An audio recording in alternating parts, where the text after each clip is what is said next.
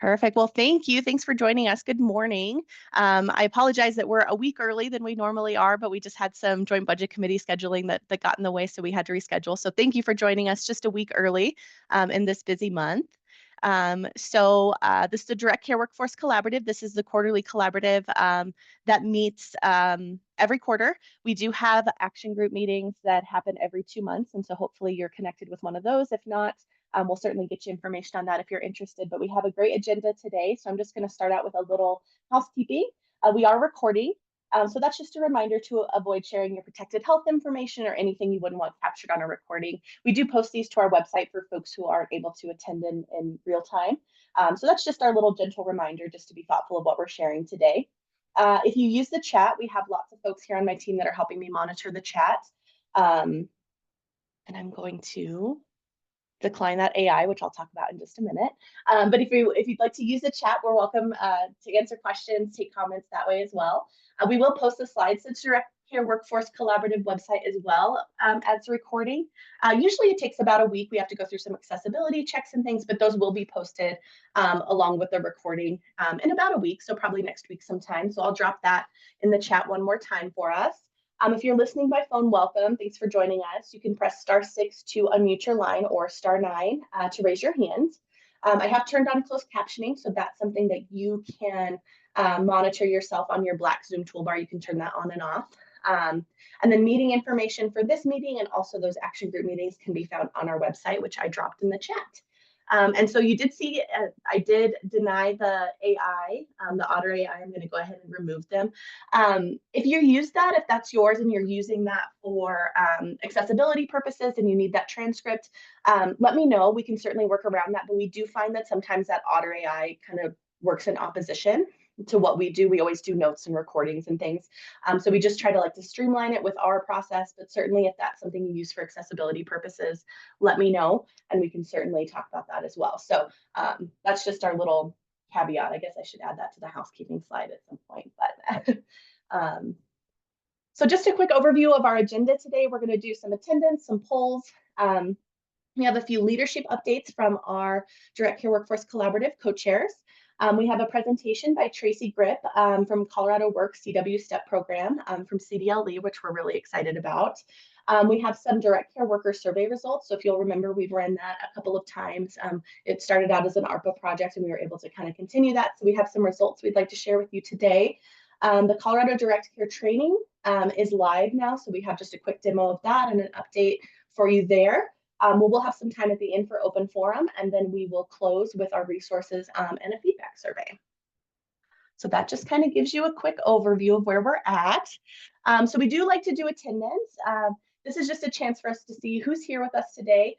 We will do some polls where I can show you more of a breakdown, but right now, if you just want to put your name, your location, and your role and title in the chat, we'd love to capture that and kind of see who's here, just kind of a roll call in the chat. Since there are a handful of folks here today. So I'll give you a few minutes to do that. If you're joining us just by phone, you can, again, press *6 to unmute your line or *9 to raise your hand to report. And while we do that, I'm just going to find my other co-hosts and get them assigned.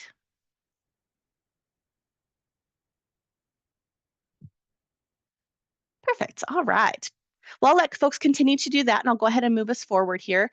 We do like to just level set a little bit for you if this is your first meeting. So first of all, welcome. I'm glad you found us. But again, this is a Direct Care Workforce Collaborative, which is a quarterly meeting where we really all get together and share information about what's happening in this space. Different state agencies are doing work in this space, HCPF, of course. We know there's a lot of community organizations that are supporting this work. So we really like to come together quarterly and just disseminate a ton of information at you, probably too much, but we do our best to break it down.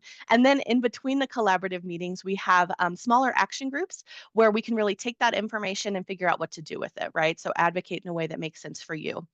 So we have training and career advancement, compensation and benefits, and value and awareness. Those actually met in November and will be picking back up in January. So we encourage you to get connected. And in those, the stakeholder voice is paramount in these groups. That's where we really get a chance to talk a little bit more in a smaller group. Folks are able to kind of boots on the ground, get involved if they're interested. We have Direct Care Worker Appreciation Week coming up in April, so there's going to be a lot of work around that. But really just a chance to take what we're learning in the collaborative and really put it into action. And so I kind of went over the purpose and vision that way, but we're really hoping from these meetings that we have consumers in the state of Colorado receiving high quality support and care from strong workforce, skilled and qualified direct care workers. We want them to be well compensated, well trained, well respected, have opportunities for advancement, and really just have jobs that continually attract new folks. So that recruitment and retention piece. So we just really want to support these folks that are doing the work, encourage new folks coming in. And that's across the care continuum, right? That's paid and unpaid family caregivers, that's HCBS workers, that private pay workers, anybody who does this work, we want them to have a place here at the collaborative. So I'm really excited about that. I think I may actually wait until after we do our leadership update to launch polls, just because we only have 32 folks here and that is a little low for our attendance. So usually more folks will join us a little bit later. So I think I'll probably wait until after we hear from Oliver to do that, if that's all right with folks. So at this point, I would like to hand it over to one of our co-chairs, Oliver, who's here to give us just a quick update on what the leadership team has been working on and what 2025 is going to look like. Oliver, are you with us? Yeah, hello, Brooke. Thank you. Yeah. Yeah, so I just want to go over some things, keep everybody informed. There's some changes here at the Direct Care Workforce Collaborative. So I'm sure you all know Penny. She was our fearless leader. She's been here since the beginning. She started 5 years ago with this project. So she's been a huge part of it. She no longer is able to put the work in it to be a co-chair for the leadership. So Penny's all leaving.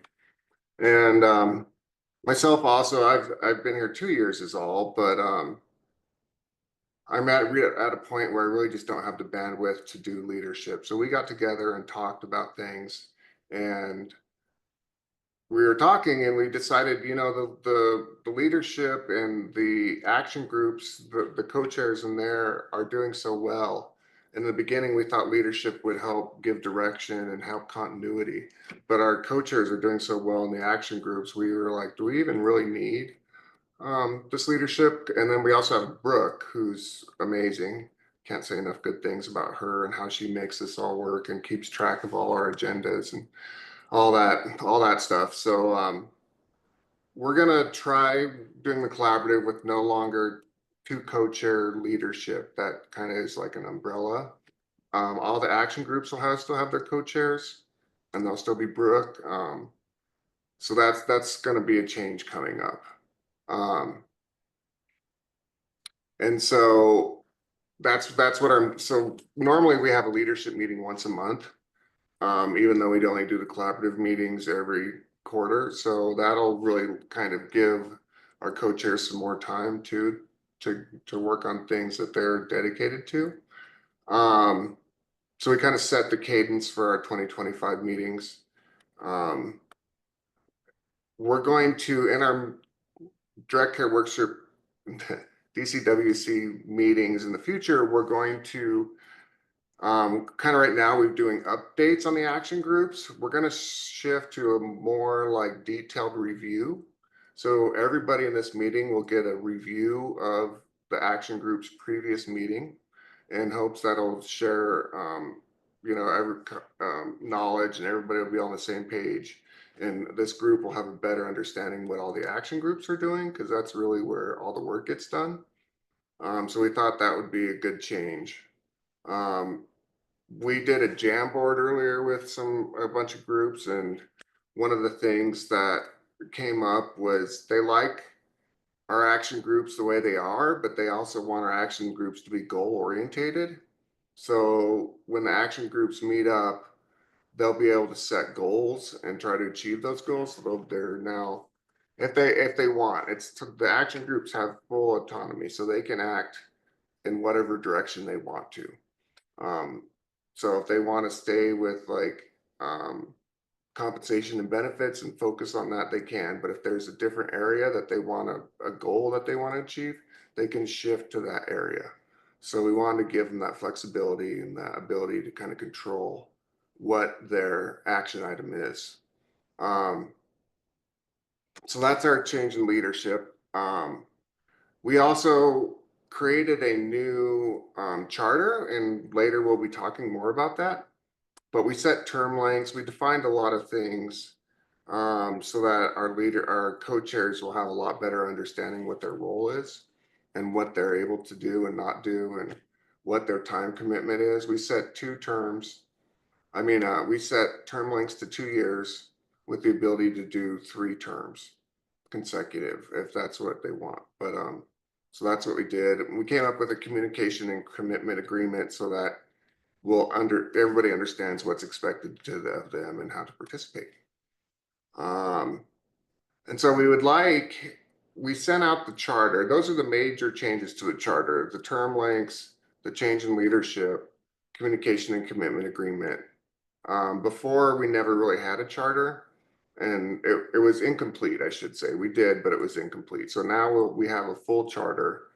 And so we'd like to ask the group if they think this is good and if they'd like to adapt it.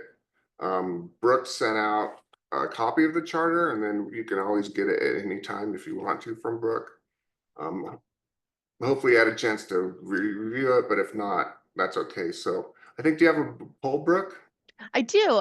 And I just want to say too that we kind of thought so you'll notice if you looked at the charter, it does speak specifically to the leadership team and the leadership team's, responsibilities and rights, but we just wanted to bring it to the full group because we understand that the leadership team represents you as a full collaborative. So we wanted everyone to have a chance to kind of take a look over. So I also dropped it in the chat if you didn't get a chance to see it, but I'm going to go ahead and launch a poll, just a real simple yes or no, or I need more information on just if you agree with the changes we've made, or I guess like Oliver said, essentially it's just a new charter. We haven't really done this before. So if you're willing to adopt it, I'll launch the poll right now. If you do require more information, if you just like some more time to look, certainly select that as an answer and we can work through that as well. All right, let me go ahead and launch this.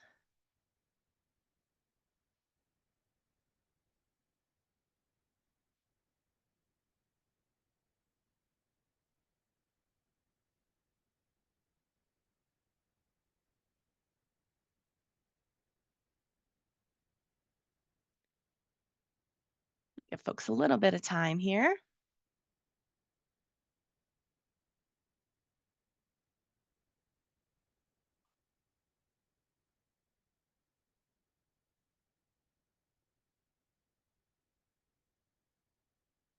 All right, and that has stabilized. I'm going to go ahead and end the poll and share the results.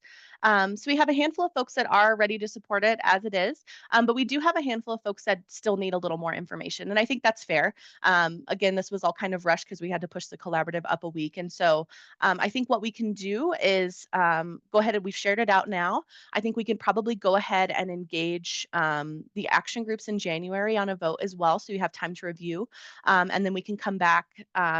In the March collaborative as well and just run another poll just so folks have time to take a look. We also know that at the beginning of the year we tend to have a lot of folks join us starting out new. And there's only 36 of us here now, which is about 30 people less than we're used to having.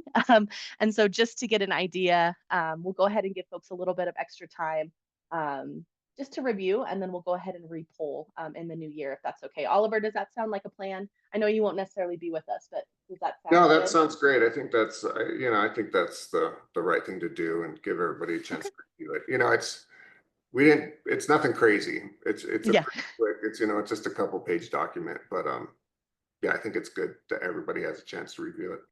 Yeah, definitely. Especially because, again, this is stakeholder led, and at some point you may become a co-chair, so you may want to review this before you fully support. So thank you for taking the time. Thank you for being honest at needing a little more information. We'll certainly make sure we get that to you. All right. I'm going to go ahead and move us forward. I did just want to take a time. I know you just heard from Oliver. Penny wasn't able to join us, but just this feels like an end of an era, honestly, with Penny and Oliver. kind of leaving us and moving on, which is great. Change is wonderful, right? But change is sometimes sad. So we just wanted to make note specifically. Oliver mentioned that Penny had been with us for 5 years. I actually think it's a little bit more than that because she was kind of in the early plannings at the end of 2022, but really got started in January 2021 in the foundational leadership team. So we just want to thank her. Again, I know she's not with us, but just know that she has been unwavering in her support of this work, and we just really appreciate her. And then Oliver, 2 years he's been with us, but you would think it'd been much longer given the progress we've made in those 2 years. And we're just so appreciative. I think a lot of great perspective has been added and we've made a lot of progress. I know it may seem like our attendance has maybe waned a little bit, but I just really encourage all the folks that continue to watch online and be involved in this work. I feel like lots of folks are keeping tabs, and so we've been able to accomplish a lot. So just wanted to take time to thank them. We would not be where we are without them. So just a quick applause and a thank you. So really appreciative. And then just a quick view at the rest of our leadership team. I promise we're going to get to the real content here eventually. But these are the folks that volunteer in those co-chair positions. We're not going to do introductions or anything, but just really want to take time to recognize them. Lots of new folks coming on board, but also folks that have been with us for a while continuing. So we're grateful for them as well. All right, I'm going to do polls really quickly before we get into our first presenter. We are a little bit ahead of time, but that's okay. Sometimes polls can take a little bit of time. So this just lets us get an idea of who else joining us, from where, and kind of how you're connected. So the first poll is going to be where you're joining us from, which region you represent.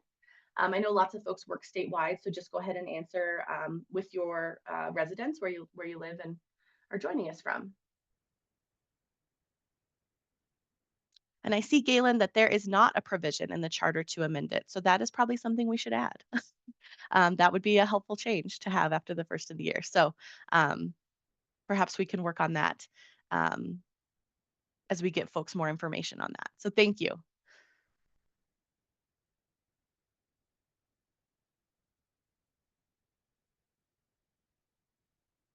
Give folks just a few here.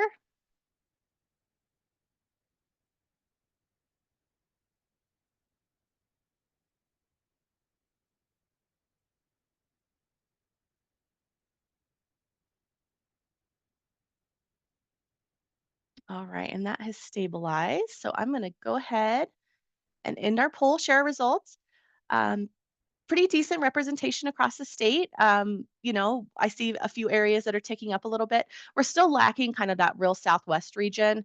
And so again, just some targeted outreach to those areas would be important because again, we want folks, one, getting this information, but two, having a voice in the words and the information that we're sharing. So going to do some targeted outreach to that region 6, but happy to have representation across the state otherwise. So thanks for joining us.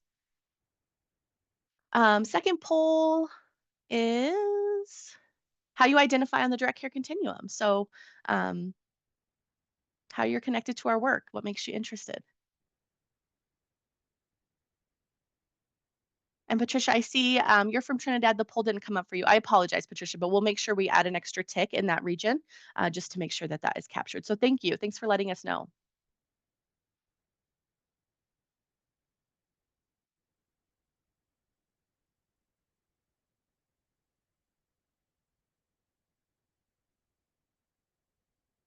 All right, so we're going to end the poll here. So unfortunately, we don't have any workers joining us, but again, 10 a.m. on a Wednesday is tough for folks to join us. And so what I do ask is if you're here and you obviously know a direct care worker in your life, if you find information that's helpful in today's meeting, share it with them. Just find a way to get it to them. But we do have a couple folks, a couple members joining us. A handful of employers, government agencies, always well represented, right? Our advocacy orgs are always well represented. And if you did select other, there are a few folks. If you wouldn't mind dropping that in the chat, just so we can know. Once we kind of see a trend, we can certainly get that added to capture you. But thank you. Good representation, I feel like. And then last but not least, we like to know how you heard about us. Again, as we do that outreach specifically to workers or to the Southwest region, we like to know the best way to get information to folks. So we'll go ahead and run this poll real quickly, and then we'll hop right in.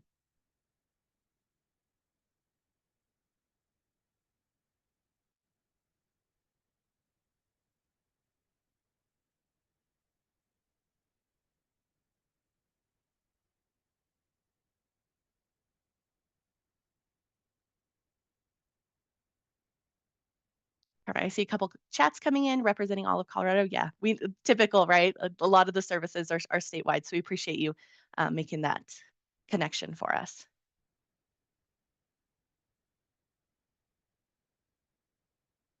All right. Let me go ahead and end this. Share the exciting results of how people hear about us. Lots of employers and advocacy organizations continue to share this opportunity, which we appreciate so much. But we do have the HICPUF newsletter communication too. Typically, when we ask that, folks are referring to the John Barry newsletter or the Constant Contacts that comes out twice a week. That's our newsletter for Office of Community Living here at HICPUF. And we do all announcements for the Direct Care Workforce Collaborative and action groups, but also other work that's happening in this space too. So if you're not connected to that newsletter but would like to be, I added the sign up to the chat, just so it's a great way to keep connected. It doesn't flood your inbox or anything like that. It's good information, I promise. But just sign up there. And there's also other opportunities of other newsletters we have available as well on that sign up. All right. Well, I know we're a little bit early, but Tracy, if you're ready, I'd love to hand it over to you. Absolutely, Brooke. It's always better to be running a little early than running a little late, I think. So, hello, good morning, everyone. My name is Tracy Grip, and I'm here from the Colorado Department of Labor and Employment. I want to thank Brooke and everyone else so much for allowing me time and space to discuss a program we think has really strong potential for partnership opportunities with Colorado's direct care workforce. Before we dive into the details, I'd also like to introduce my colleague at CDLE, Lara, who's also here to help provide some insights on the program as well. So thanks so much. I did recognize some names, or at least one name here today as well. I am fulfilling two roles right now at CDLE, and one is rapid response coordinator with layoff aversion work, and then also stepping into CW STEP recently. And so this is my first chance to be able to present about the new program that I've been tasked with. So it's really exciting. And thank you again for allowing me to be here today. Appreciate it. So next slide, I think we can go ahead and kind of dive into what CW STEP program is, also known as the Colorado Works Subsidized Training and Employment Program, which can be a mouthful. So we have shortened it to CW STEP to help folks remember that program name a little bit better. And so what it really is, it's a statewide initiative administered by our Department of Labor in partnership with the Colorado Department of Human Services. And this collaboration has been in place since 2018 with the aim of improving employment opportunities for Coloradoans who face significant barriers to securing stable and well-paying jobs. And this program is part of Colorado Works, which if you're not familiar with what Colorado Works is, it's our state's kind of version or name for the Temporary Assistance for Needy Families TANF program. And if you're not exactly familiar with that, it's okay. It's available for families with dependent children or parents of an unborn child. And so our program, CW STEP, serves as a way for these individuals who are receiving monthly cash benefits to connect with training opportunities and subsidized employment to help them in securing living wage permanent jobs in the end. And so that's really kind of the goal. And the program connects job seekers with employers and is designed to help these participants overcome barriers such as lack of job experience or other challenges that they may face. And we'll go into kind of what the participants look like a little bit more in just a moment. But it really works through our local workforce centers and our human service offices across Colorado, creating a network of support for those who need it most. And so just to give you a quick idea of some of its success, CW STEP has placed 983 individuals into subsidized employment, and of those, 580 have transitioned to unsubsidized employment, meaning that they were able to secure those stable long-term jobs without those ongoing wage subsidies in the end. So that's really great success to be able to kind of celebrate. So if we could move to the next slide, please. Yeah, Thanks, and Tracy, can I just ask you to maybe level set for us what subsidized versus unsubsidized employment is? Right. So subsidized employment then is kind of, and Lara, you can help kind of clarify maybe for folks. As I mentioned, Lara's been here since 2018 or since the beginning of the program. And so she may have a better way to kind of explain the differences and how that works. Absolutely. So subsidized employment is whenever another agency is helping to either pay for all or part of the wages. If you know, so it basically usually the employer that we are working with would pay the employee first, and then we would reimburse the wages. And so that would be a subsidized employment program, at least at least for CW STEP, and then unsubsidized would just be regular old jobs like all of us have here. So just no one else is paying, no one else is helping to support the wages but the employer. Perfect. Thanks. Thank you both. I appreciate it. Absolutely. Yes. I appreciate you bringing that up. Thanks so much. And so just a little bit more information then about the participants that are, participating in the STEP program. In order to participate, in order to be eligible, individuals must be receiving, as I mentioned, the monthly cash benefit assistance, and so the TANF eligible. And, it includes adults and working age children in the household. And so additionally, they have to remain eligible for TANF throughout their time in the program in order to continue receiving those benefits and support. And this eligibility requirement helps to ensure that we're focusing really on those who are most in need of these resources and assistance. And so a little bit more about, how it works. Colorado Works, there's a case manager that's involved with those that are in the TANF or Colorado Works eligible. And they determine really if a participant is ready to engage with work. And from that point, they're referred to CW STEP program. And there's case management supports then that continue supporting and have that continued job readiness and career planning support, and to determine if there's any training needed. And so it's really great to have those case managers really involved with these folks and helping them kind of along the way of the continuum of getting them ready and prepared and ready to work. And then there's, of course, we're hoping to place them in the subsidized employment that we just discussed, which then within that experience, we hope by the time they exit the program that they would lead to unsubsidized employment, either at that employer or at another employer. And then, of course, that ongoing support from the case managers and from the CW STEP program for any other supportive services that may be required for some of these individuals. That could look like child care assistance, it could look like transportation cost assistance, whatever might be related or needed for that job placement. We want to make sure that they're well supported and have those wraparound services so that they're able to be successful in that experience, and then hopefully again leading to that unsubsidized employment. And so really the important feature of CW STEP to highlight is the placement wages are 100% subsidized, and as Lara kind of explained there, and all that income is exempt. And it's just really important that participants are able to keep their basic cash assistance payments during the subsidized employment. And so I think that's what really makes this program, pretty unique, is a lot of times there is a pretty steep cliff that these folks that are participating, with Colorado Works and TANF benefits are, aware of, and to lose that cash benefits assistance is really important for them to keep that, is what I'm trying to say. And so this program is great that they're able to do that as they work, and so that we can kind of make that bridge and that leap from that assistance hopefully in the future.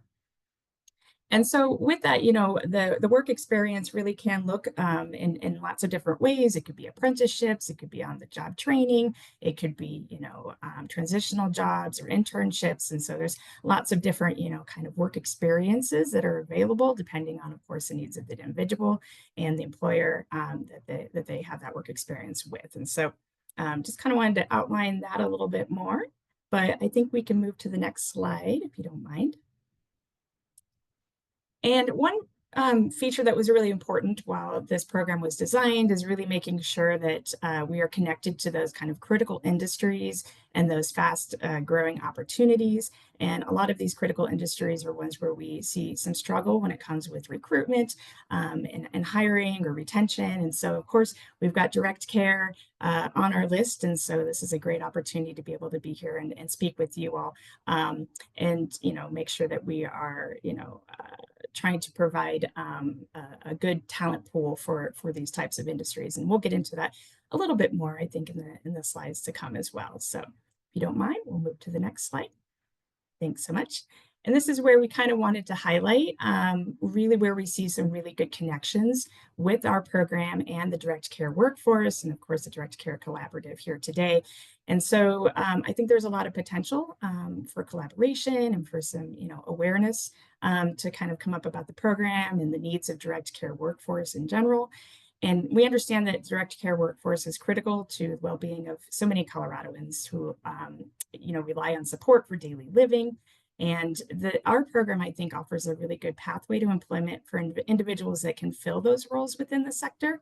By connecting these job seekers to training and employment opportunities in direct care, we're not only supporting those in need of assistance, but also addressing the demand that is there for those workers in this field. And so as stakeholders working to support the recruitment and retention of direct care workforce, we know that your role is in helping to build these connections is really vital. And we think that our program can really offer a talent pool of individuals that could be a good fit for direct care work. And so there's really kind of two participants in a way that we see, or two kinds of participants, I should say. Some of them are ready to go, right? They're ready to work and they just need a little bit of help from us to kind of get that direction and that work experience going. And then others may need a little bit more practice as they're trying to experiment or think about work, because there's different situations and barriers in life that they've been dealing with. And so it does take a little bit more support and guidance from our case management and our program to really help them in getting to that point. And so I think some of our participants really need some flexibility as they practice that work and as they're looking at entering into that workforce. And sometimes they're often already managing care for loved ones at home. And so they may already kind of have that experience that might be kind of some base experience for some of these jobs as well. And so I think there's just a really good, as I mentioned, fit between the individuals within this program and some of the jobs that might be out there in this field. And, one thing that, again, our participants get, as I mentioned before, is really that wraparound support. And it really helps them, I think, kind of be a more stable and motivated mindset as they enter into these jobs. And I think that might be pretty important for, recruitment and retention needs for your direct care employers and workforce collaborative. And so I think it's just really great that we're able to kind of bring this program and the participants and talent pool that are job ready, because we're working to get them job ready, and so they can kind of go out there and meet the needs that are I hear out there for sure. And so I think we can provide job seekers with these skills while simultaneously kind of strengthening the workforce that serves our most vulnerable populations. And so I think there's just some really great opportunity there, and we can kind of discuss a little bit more when I'm done yakking at you of what that might look like as well. So I think we can move to the next slide. Thanks so much. Just wanted to bring up, the counties that we're currently serving right now all over the state. So we've got, different counties. As I mentioned, this is in partnership with Human Services. And so in the Denver metro area, we've got, Denver, Arapahoe, Douglas, Adams, Jefferson, Broomfield. You can see all this on the slide, but we really do cover Front Range, rural, Western Slope as well. And so just know that wherever you may be in the state, we probably are nearby, and probably can look to the future as well. So I think we can move to the next slide if you don't mind. Thanks so much. I don't want to take up too much of your time today, but I did just want to bring up a few outcomes of the program that we've seen. Over 65% of customers that are placed in those subsidized employments are in critical industries or those fast growing opportunities that I showed earlier. And around 40% of these clients enter into unsubsidized employment, and they're making on average wages between 16 to 17 per hour. And, I think that's really great for that stable living wage. And I think it also kind of depends on where those positions are. Absolutely, whether those are Denver Metro or in other statewide. So, but I think that the important part there is just knowing that a lot of them really do later on move into unsubsidized employment, which is one of our goals for sure, a strong goal. And then employer engagement, 40 employers right now are host sites for all of the CW STEP program, or we've had 40 employers, and 60% of those employers, again, are in or will be in critical industries that I mentioned before. And so Just wanted to kind of highlight that. And I do see a question in the chat, and I'll put up a slide so that we can make sure we can connect for sure in just a moment so that you have our connect information. And I think we can move to the next one. I think, before I wanted to close, I've kind of put out some data out there. I've talked about kind of the mechanics of the program a little bit, but I think, what's really the most important, and I think most people understand this, is really the impact that this program can have on the individuals that are being served in this program, and not just them, but their families as well, the entire family, and how this really can create, success and kind of life-changing experiences for them. And so I just wanted to share a quick story that we've received from a successful experience. And so Rebecca's story, like many of the stories from the Colorado Works Subsidized Training, or CW STEP program, is a story of trauma and resilience, abusive relationships, struggles with addictions and depression, and a young child with severe health issues really complicated Rebecca's desire to begin a career pathway in the medical field. She tried a series of jobs, but frequent trips to the hospital and relapses with drugs meant she was never able to maintain steady employment. And at 29, she was ready to make a change from receiving temporary assistance TANF benefits. So she was referred to CW STEP program with the hope that she could earn her certified nursing assistant certification. With the support from the CW STEP team, Rebecca created a resume and was connected to a local care facility. The team knew this employer has a commitment to work-life balance, and they've been flexible with scheduling to allow Rebecca the time she needs to care for her daughter's health. And she has continued to work, and the job has given her financial independence, confidence, and helped her to get back on track with life. She's finding that working to care for others has decreased her depression by letting her enjoy the kind of work she's doing. And in her reflection, she was quoted as saying, "I'm helping others in the process of also helping myself." And so I think it's just a really great way to kind of illustrate, again, really what the impact is to these individuals and how, important it is for them and their families. And so thanks for allowing me to share that story. I think we can move to the next slide. And this is really kind of what we're hoping, we wanted to kind of bring some awareness about this program, but more so what we're hoping to do is really connect again with folks that are here in the collaborative on your call.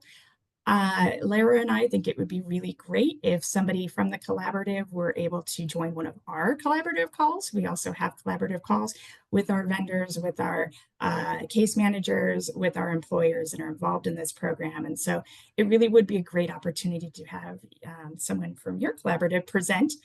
We do that monthly, and so we can look, into 2025 to see if there's a good time that might work. And so it'd just be really great for our folks to learn a little bit more about the direct care workforce, what those needs are, and how we can kind of partner and get folks connected to the employers that are here on the call today, or other folks that are involved in the collaborative as well. And so I also want to give space to Lara to kind of bring in anything I might have missed, or any key insights from your brilliant brain would be much appreciated.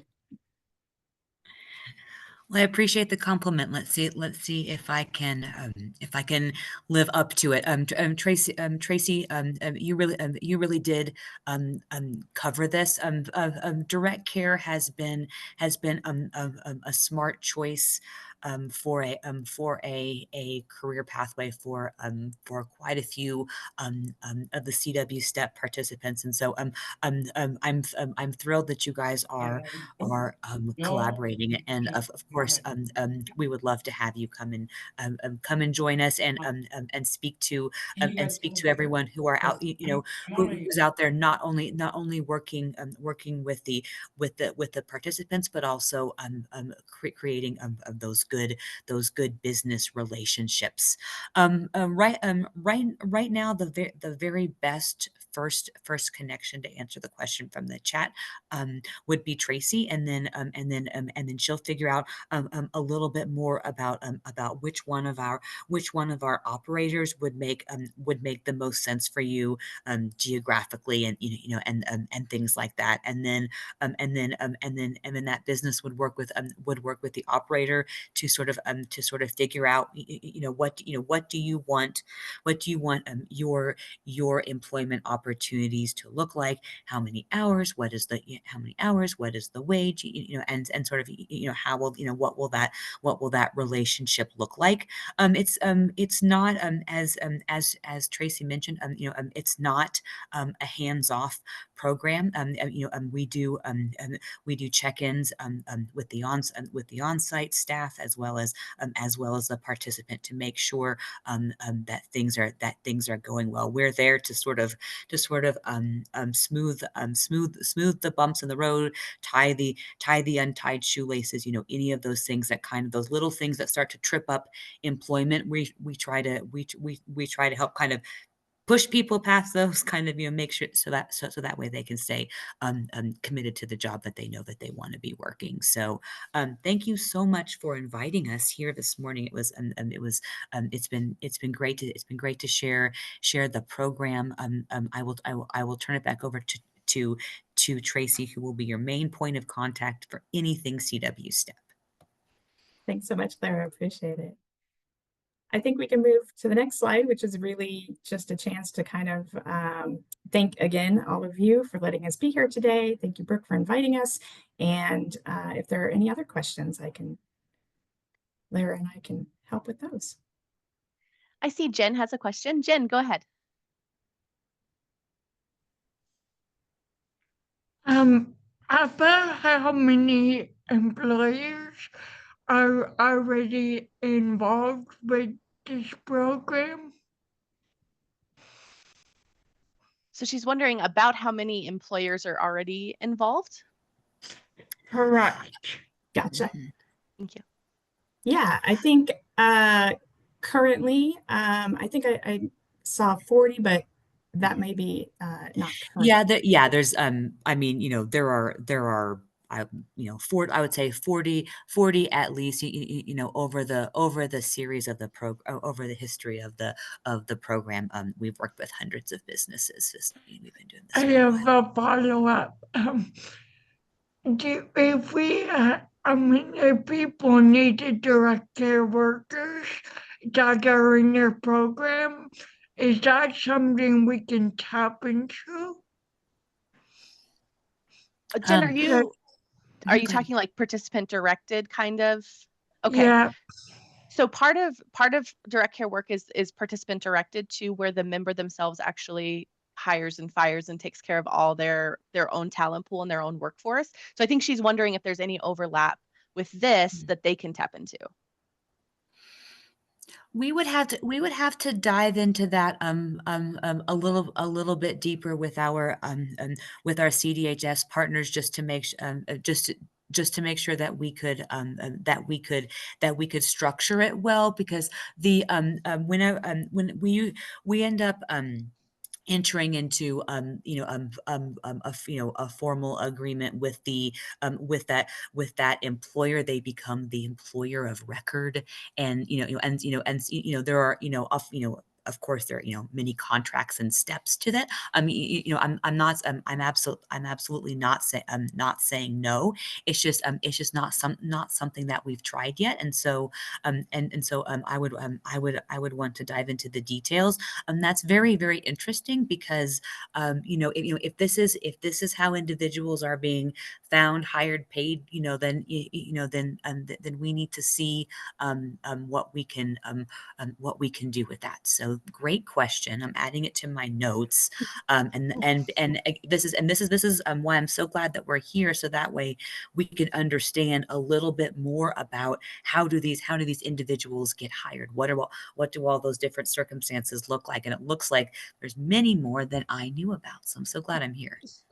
Absolutely. And we can help connect, Lara, Tracy, we can get you connected with information on participant directed. We can bring in Jen or some of our other participant directed folks too, to kind of help supplement that info, but certainly something to explore. That's exciting.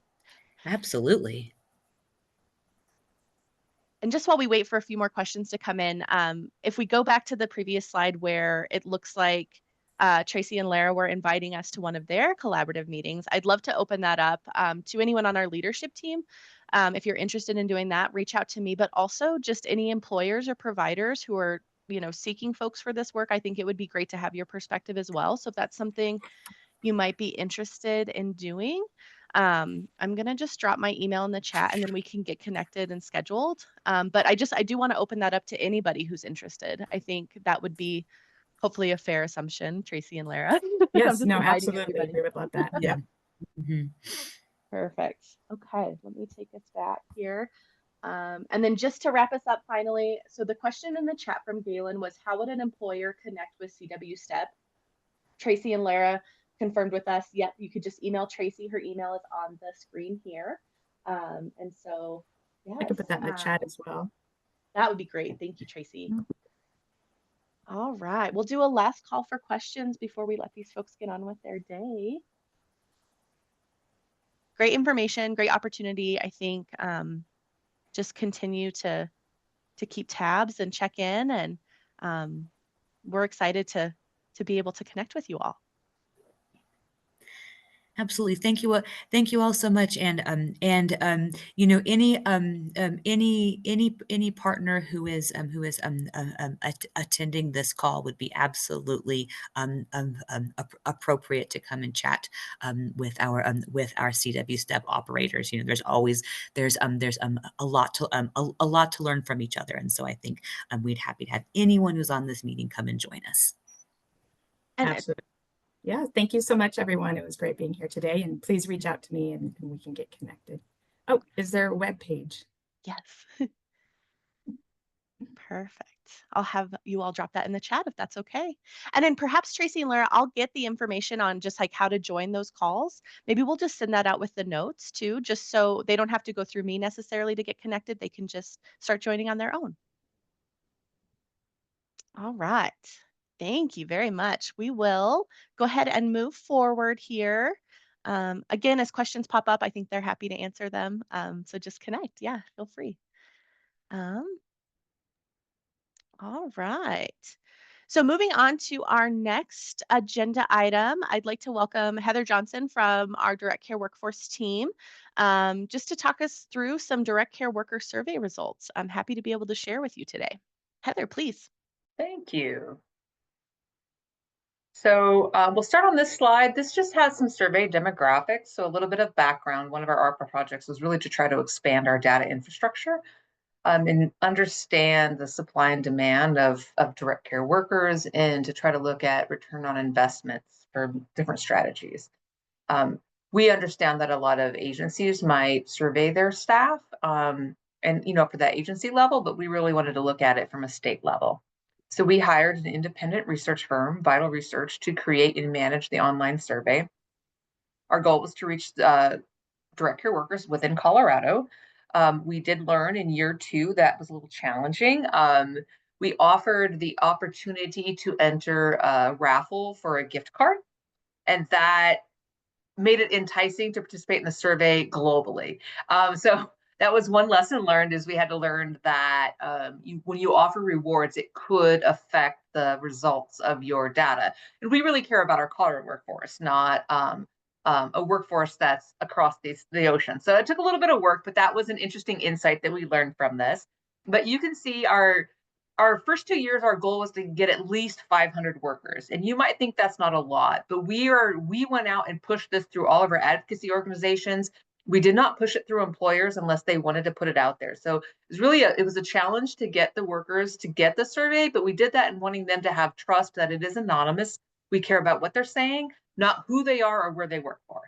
And so we exceeded our goal. This last run, we wanted 900 and we got a little bit over that. So that was great. You'll see the job titles. We offer job titles that they could select, and then they could free-form. And so you'll see the most common job titles that folks filling out the survey selected there. And then the other demographic here is how long they've been in the field. And I can tell you, I was probably surprised at the more than 20. Pleasantly surprised. I thought that was a really good time frame. But you can see you have some pretty big chunks of folks, you know, after 3 years staying in this. And so it was nice to kind of see where folks are going, how long they're staying. And then if you go to the next slide, the questions got a little more specific to their satisfaction. So overall satisfaction in their role, the majority of folks responding to the survey are satisfied in their role. a majority, even though in 2024 it's not as robust, but a majority of the folks responding to the survey are satisfied with their wages. The other, although it did go down last year, but was really nice to see, is likely to leave their job in the next year. Still, a majority of survey respondents are unlikely to leave their job within the next year. Something about this that we did the first year is we asked folks if they were satisfied with their benefits. And we learned that they're like, what benefits, right? Or I don't know what benefits I have, or no, I'm not satisfied with my benefits. So we did a deeper dive. So the first year we said, are you satisfied with your benefits or not? And almost half said they were dissatisfied with their benefits. So the following 2 years, we asked very specifically, which benefits do you get? And so you can see on the right side of the screen, these are how many benefits people do not receive. And so probably we'll make it a little bit more clear on the webpage when we post what that's saying, but really kind of consistent that folks working in this field don't have access to or aren't able to utilize those benefits, right? They might have access to them, but it could be too cost prohibitive. And these are some pretty important things like retirement. I think we all hope to retire at some point. We all need even just general medical care. And so that's something that we have brought back to the collaborative. And if you've been here in some of the last meetings, we've had folks come and talk with Connect for Health Colorado. I always forget the retirement one, but like the savings, like we're trying to bring resources in to help folks fill these gaps. And if you go to the next slide, you'll see, I probably can co-host and do this myself, but here I am not doing that. Just a little bit more deeper dive in what folks, when they're asked questions, do they feel their work is appreciated? Still pretty high standards there, or high ratings. If they're satisfied with their work environment, also, above 80% there. Satisfied by the training they've received is also pretty high.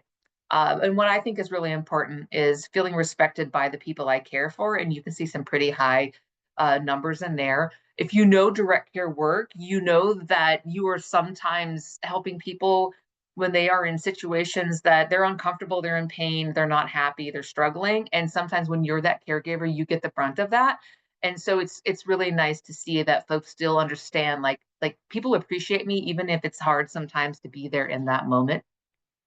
In the next slide, did kind of a more deeper dive.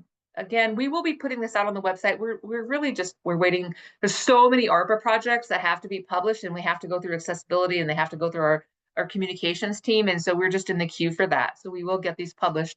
But you can see just a lot of general satisfaction with their job fulfillment, with the autonomy they have in their roles. There's consistent year over year in being satisfied with a large chunk of these things. And so we'd really like to reflect that back to employers to say, like, these are the good things about your job. Like there are the challenges within this, just the climate in general of inflation and the cost of living. And those are some real challenges that everyone is having to deal with at different levels. But when you take it down to the work level and what people are doing, there's a lot about this direct care work that is super important for folks to it's important for them to do it, and they're feeling good about doing it. And I think that is reflected in the satisfaction. It's also reflected in the tenure that folks have after a certain period of time. And let me make sure here I didn't have anything else. So those are all the slides on the direct care survey. We will get them posted. We'll definitely let the folks know here. They'll be posted on our website. We do hope to continue the direct care worker survey every year, just to keep getting that information and seeing maybe where the changes are. If you are involved in the collaborative, you'll get notice of the survey. If you are an employer or an advocacy organization and you want to send that survey out to folks, we are happy to share that link with you. We are really just trying to get folks to trust the process. Give us the information. Let's see where we can do with it and report it back out. And let's see what we can't always. Oftentimes people are afraid to ask the question because they can't handle the response, right? If the response is, I need more money, we can't give you more money, let's just not ask the question. So we really want to avoid that and say, well, what's working, what's not working? So that's kind of our goal. I do see a question in the chat. How many responses did you receive each year? And I will go back. That was in the first slide.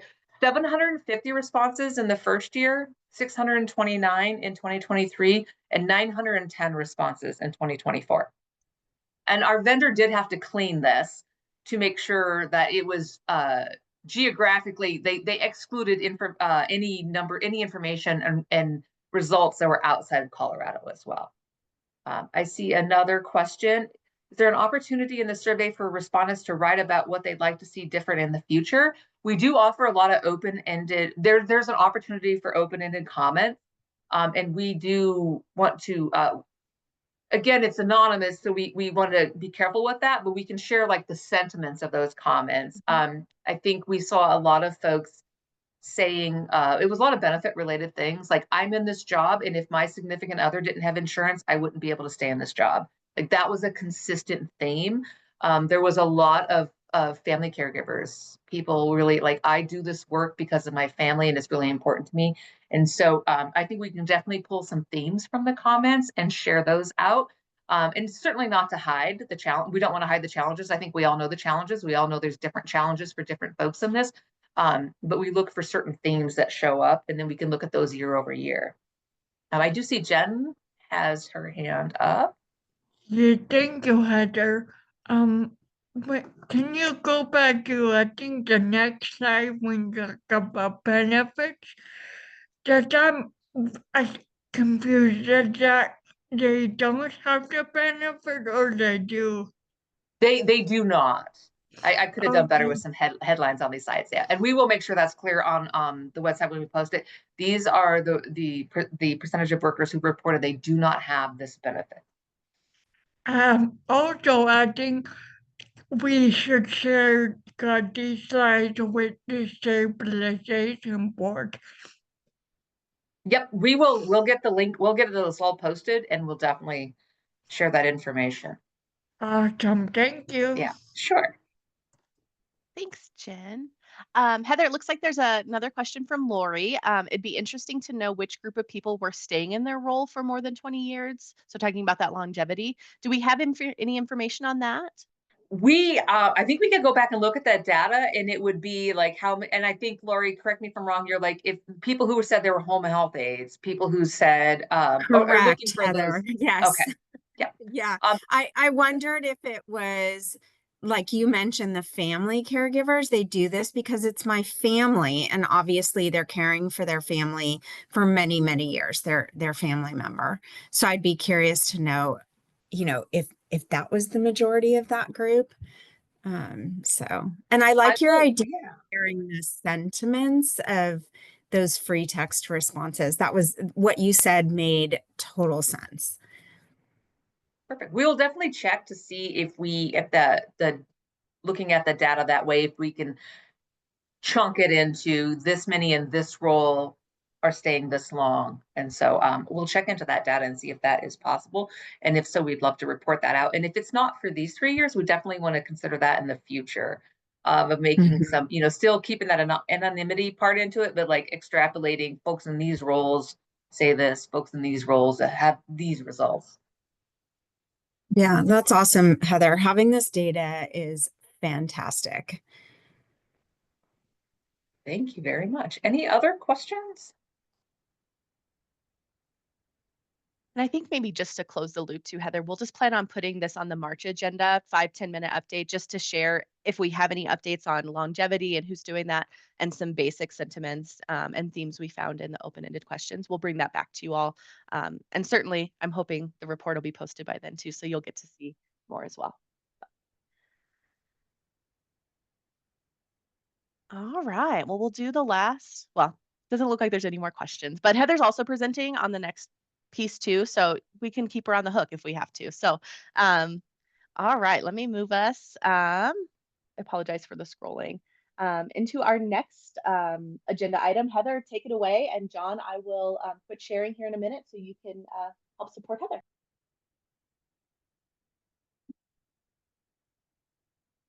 If you haven't heard me say this before, the Colorado Direct Care training modules are available for use on our direct care career site. This was our ARPA 1.03 project. So the goal of this project was to create a standardized core curriculum for folks entering into the direct care work. Primarily homemaker, personal care worker, because those are more of the entry level positions, but then also specialized topics. Working with folks with dementia, working with children, working with folks with sensory processing disorders. So we have a total of 30 modules available on the direct care career site. What you're looking at now, if you sign up as an individual user on the site and you go to trainings, these are all the trainings that you're going to see there. You can hover over, it'll tell you the estimated time and like just a short little sentence about what is in that module, estimated time. And we do have we have training categorized a little bit at this point in time. We are looking to categorize it a little bit further. Trainings that would satisfy the homemaker role, the homemaker requirement. These are trainings that would satisfy personal care requirements. So we're working through some of those logistics. You sign up, you take the training, there are assessments or quizzes in each one. And if you successfully complete that, you do get a certificate and it'll show up in your site. So we really encourage folks to go in and check them out. You may feel like you have a robust training yourself as an agency, but we would like you to know what these are so you would understand if you would take these trainings for a worker coming to work with you who've already taken these trainings. And maybe some of these trainings could augment some of the trainings that you don't have and maybe you outsource. So they're available free for folks to sign up and use. We also want to make sure that these folks know these are available for individuals who are natural care, unpaid care support.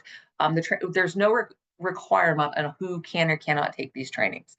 We just really want them available and out there for folks.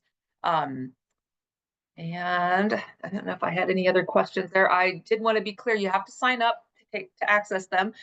When you sign up for the Colorado Direct Care Career site, the site does a few things, right? So it's job posting, job matching, there's training on there, and there's also a lot of resources on there. So you get to select, if you're not looking for a job, you check the box. You're not looking for the job, you don't have to fill that stuff out. You do fill out some basic information when you sign up. You have your own login. It serves as your site to keep track of your progress. You can bookmark resources that you like. You've got a lot of options there. We do restrict the employers who sign up for the site. So they have to be HCBS waiver providers, PACE providers, or home health providers through Health First Colorado. So, but we don't restrict the individual users who sign up on the site.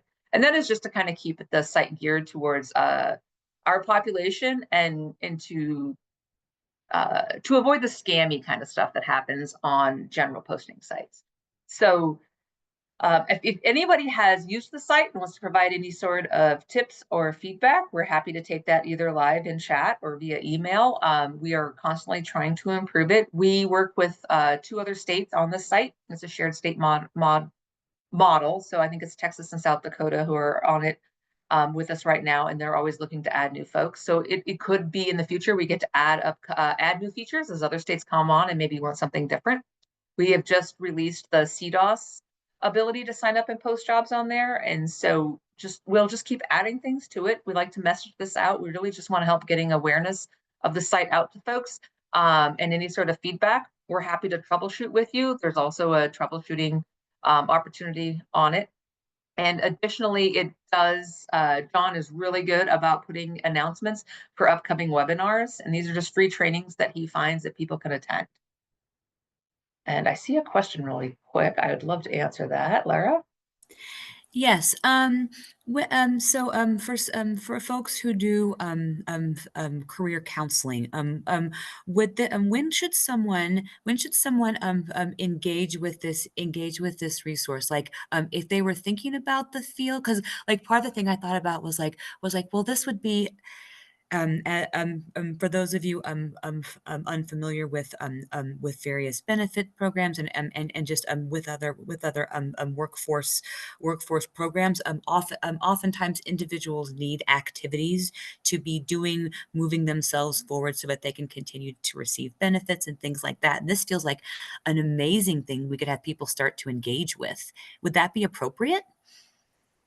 I'm going to say yes. I would love to, Brooke, because she's the one she's my bridge between HCBS and CDLEs. So Absolutely. I think you know, if the career coach or the individual case manager that's supporting them has them sign up as an individual to take these courses, I think that would be incredible. That's also the opportunity to do some job matching and job searching activities that I know they have to do for unemployment and some career coaching stuff. So I think so as an individual user, I would definitely encourage them when they're ready to start. One, when they're ready to start learning and taking trainings, but then also when they're ready to start job searching as well. The other thing that that I was thinking is that did you also say that these are appropriate for people who are just caring for loved ones at home? Okay, that's Yes. because I feel because I think that this could also I'm also seeing this as a really nice activity just for those individuals who are providing that care informally. And so this is really beautiful. I'm gonna share, and we'll find and Brooke, let's keep talking about other ways and other venues where it might make sense to have you guys come and share with us. So I'm gonna write that down. Absolutely. Yes, let's do that. We had a lot of stakeholder engagement to develop this and a lot of input so that it, that it really reflects what's going on in Colorado, what's going on with Colorado providers. Again, because we do across the continuum, it's maybe not as niche as some folks need. So we really welcome people to augment that with what works for them. The other thing I will note is that we will be adding on 20 soft skill modules this month. And so we will categorize them differently so that you can differentiate between the standardized core curriculum and the soft skills modules. The soft skills modules, again, open to everyone. It really kind of, if you're new to work, new to this field and like how to set boundaries, it really just kind of covering some of those general things that we think people should just know, but you don't always just know. And so we want to make those available on here as well. So we will be on the lookout for mention of that and come back and check on those because we want those available for folks as well. And those might also serve well for maybe newer folks coming out of high school and just kind of haven't been working yet, but maybe they're like get some idea of what are those, refining their skills that way. So we would love for folks first taste in this industry to be as positive as possible. And that means being prepared and understanding some stuff and kind of seeing things on how they'll be instead of actually getting in there and like hitting a road bump and then getting a little, stressed or freaked out and then they back off and it leaves a bad taste for them. And we really want to alleviate that just to get folks into the field. So yes, please share this out with folks. We look forward to adding new trainings. Again, those are as funding and resources are available. If you are familiar, we did ARPA 1.05, which is our HCBS provider training. So we offered a lot of grants. So any funding that was created, that was used to develop training, we have access to those materials. So if it's appropriate and we can make those materials into a training module, we will also do that. We did do some funding with the BHA, Behavioral Health, to have some cultural competency modules, and those are really more for clinicians, but some of them make sense for our direct care work. And so we are looking forward to how maybe we can put those on here, and they're a little bit more disability specific, but that might be some trainings that help folks as well. Bobby, I see your hand. Please go ahead.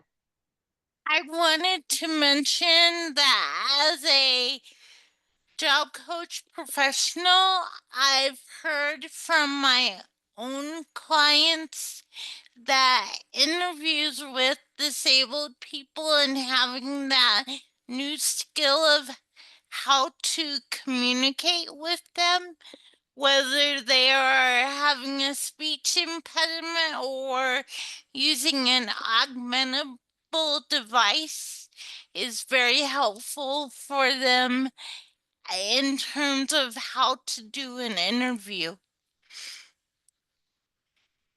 Thank you for that, Bobby. That is helpful. And I reviewed one of the modules and I look forward to putting it on here, but it kind of in the same vein of maybe breaking down some stereotypes and myths and getting to the point of, just asking the person directly what they need and understanding a little bit broader about the situation. And so that is super helpful.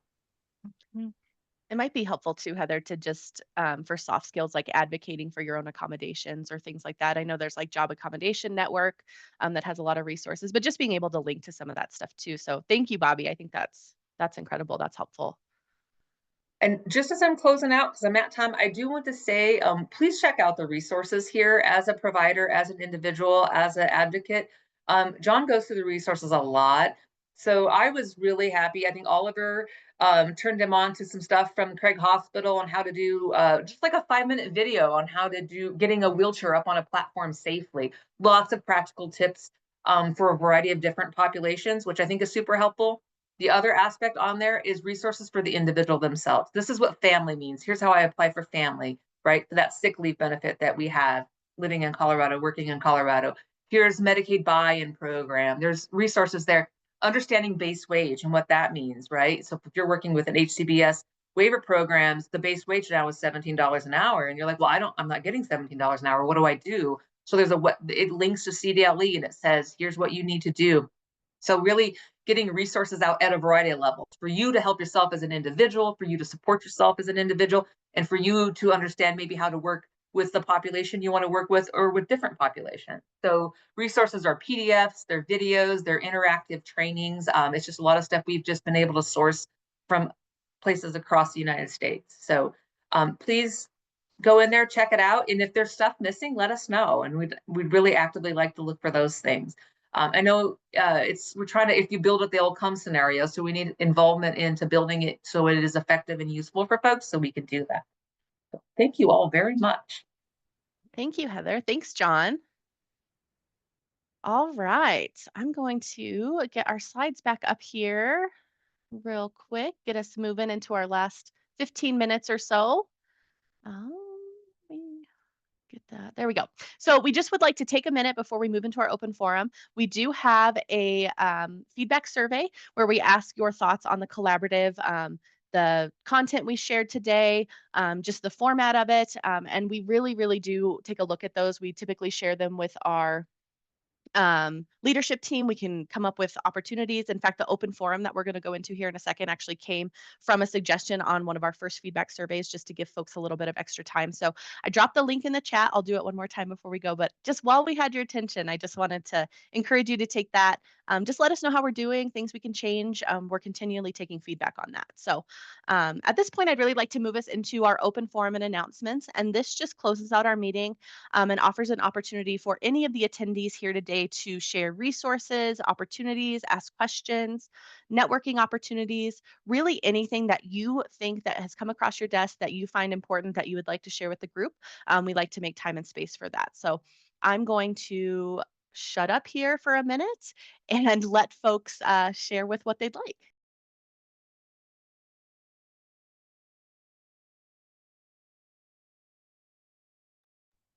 Hey, Brooke, this is Claudia. I'll just jump in really quickly. This is more for any of the employers that are on the line, but we have monthly job fairs. It's usually the last Wednesday of the month. So if anyone is interested, please reach out. They're very well attended. The last one I think had like 110 people. So it's a large crowd and we would love to have you. So I will put my information in the chat. Thank you. Perfect. Thanks, Kalia. That is great. That's a great opportunity to connect with. Sounds like a lot of workers. We actually have one next week. It is full, but there's 2 direct care organizations. So we try to limit it. We don't want to have too many because then it will dilute the pool. Yeah, no, that's great though. I'm glad you've been able to connect. Thank you. You're welcome.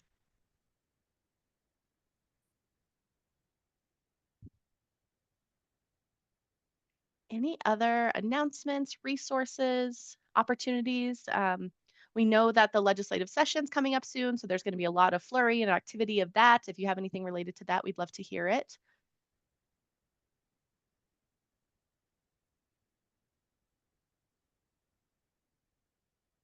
And I don't see that Oliver's on here, but I know he was going to share a resource for the Colorado Cross Disability Coalition. And I don't want to misspeak, but I would encourage you to go to their website. I know they have some disability law overview opportunities for folks that might be interested. They're just going to be doing just a few legislative 101 sessions and that kind of stuff. So just check out Colorado Cross Disability Coalition. I believe in partnership with the ARC as well. I'm just going to be doing just some like prepping for the legislative session.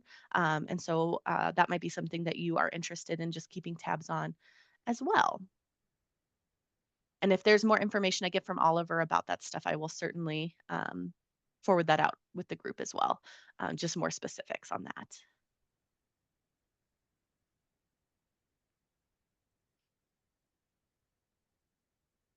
All right. Well, I'm just going to drop our resources into the chat that we'd like to share. There's another link to the Direct Care Career Center, all of our collaborative website, and then connecting with us. But then we also have the HCPUF surveys, and that's not just our surveys, but that's all like the state of the workforce surveys, the NCI studies, anything that we have in terms of survey data that we get, it's posted on that website. So I'm assuming it'll be posted. The DCW survey will be linked there, but also on our website as well. So just a good place to bookmark for information. And I think seeing folks are kind of dropping off. So I think we'll go ahead and wrap up and get everybody on with their day. So our next collaborative meeting will be Wednesday, March 12th, same time, 10 a.m. to 11:30 a.m. The website is, of course, in there. We usually post the agenda for the upcoming meeting about a week to 2 weeks ahead of time. So you can kind of plan. If you can't attend the whole time, you can at least pick and choose what you'd like to attend to get an idea of what's going to be presented. Sounds like we'll have some follow-up on the surveys. We're also going to be welcoming Get Ahead Colorado about tax credits for both workers and employers. So we're excited to welcome them to share in the midst of tax season some information on that. And then I just want to share our survey one more time and ask you pretty please to do that for us. Really appreciate the feedback, good or bad, honestly. It's all anonymous, so you can be as mean as you want, and it won't hurt my feelings all that much. It will, but I won't know who you are, so it's fine. So I'll drop that survey one more time. And I just want to say thank you for joining us. Thank you to Penny and Oliver for the time and dedication. We do hope to see them around, and we hope you'll join us in January for our action group meeting. So thank you so much.